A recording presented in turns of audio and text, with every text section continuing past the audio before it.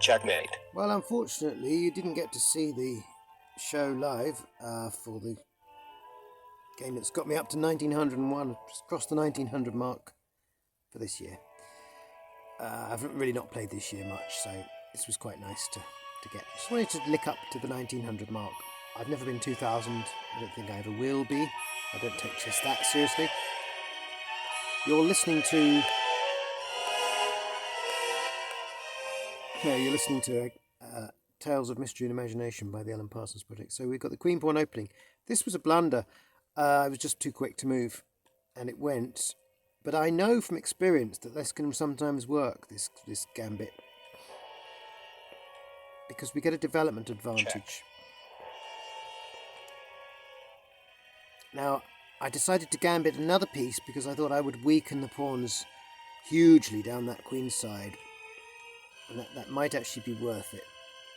And doubled pawns in the middle, so the only decent pawns he's got now are on the king's side, so we already know he's going to castle on the king's side now. And he's just trying to trade off as much material as he can because he's boring. Kingside castle. That knight's covered enough times. And I think he's actually seriously considering castling queenside suddenly because he realises how predictable it is to castle kingside. So a double move here, he's got two ways of taking it. He can take that with either pawn. He takes it en passant. Gets my queen onto that nice dark square, which is the right colour square for checking his king. And he comes in with this pretty lame attack. I parry it like this because this is going to open up my rook's firing line towards his kingside castle, which I still believe is what's coming. Now, look at this. Up she goes. This was my longest move. I thought for the longest time about this particular move. And down to here. Now I expected him to castle, which he did, and that means I get this knight. So often you find that people don't think clearly about how the board position will be after they've castled, so it's a prime opportunity to do things like this. Just go back again, look. That knight looks totally unassailable. This looks like a fleeing move. And the knight still looks unassailable. Kingside castle. So the knight's gone.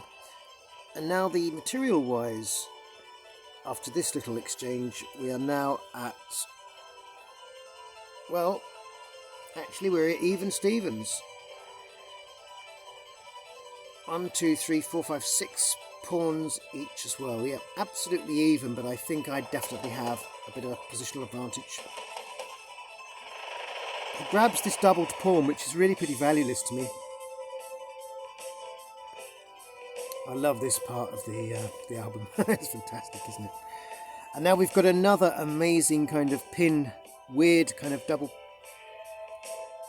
implied pin thing, where he brings his king like this. Okay, watch what I do. Because I've got retreat with the rook, and now he just nicks another pawn with the queen, and then we do this. Okay, again, it looks like a retreat. It's not. I'm building up artillery. And look what happened. Because his king has retreated that far, he's in danger of being back-ranked. He eats pawns. He's hoping for an endgame where he's got a pawn advantage. I'm not prepared to wait that long. And look what happens next. Look at this move. Crazy. Crazy. He's actually... The only way he can win is if he gives up a rook. And even then, he's unlikely to win.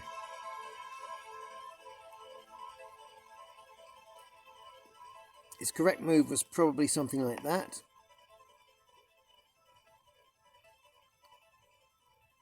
But he's still in trouble. Well, no, actually. I just realised that if he does anything like that, he's got an instamate here. Is it instamate? Oh no, his queen's covering that. Beg your pardon, yeah. Yeah, I did have that covered.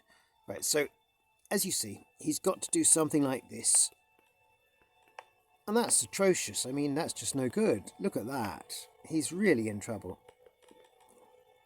So what do you do against this? Well, he takes it, and of course, it's all over. Check. Bang, bang, Checkmate. checkmate. What an amazing little game. And that got me up to that grand old total of 1901.